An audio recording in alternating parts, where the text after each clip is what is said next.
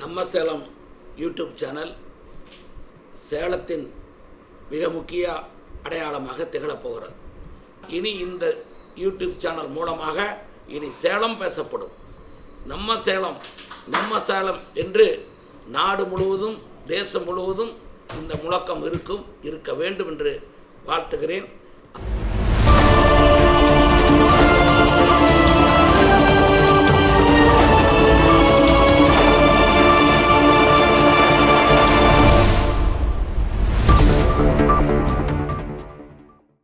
வணக்கம்.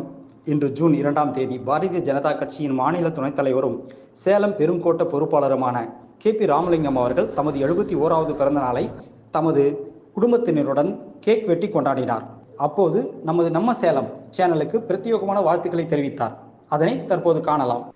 நம்ம Salem YouTube channel சேலத்தின் மிக முக்கிய அடையாளமாக திகழப்போகிறது.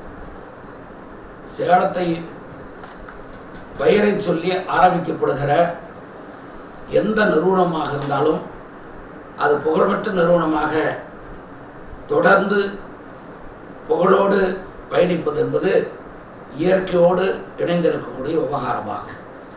இன்றைக்கு சேலத்திற்கென்று தனியாக ஒரு யூடியூப் சேனல் தேவைப்படுகிறது. பல்வேறு பகுதிகளிலிருந்து பல்வேறு நிகழ்வுகளை மற்ற பகுதிகளில் இருப்பவர்கள் விளம்பரப்படுத்துகிறார்கள்.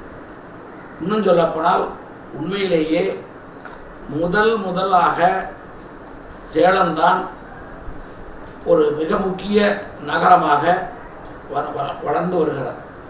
இந்தியாவிலேயே முதலில் உருவாக்கப்பட்ட டிஸ்ட்ரிக்ட், முதலில் உருவாக்கப்பட்ட மாவட்டம் என்றால் அது சேலம் மாவட்டம் தான் தேசத்திலேயே. ஆக இதுக்கு எந்த அளவிற்கு உயர்வு கிடைத்திருக்க வேண்டும்.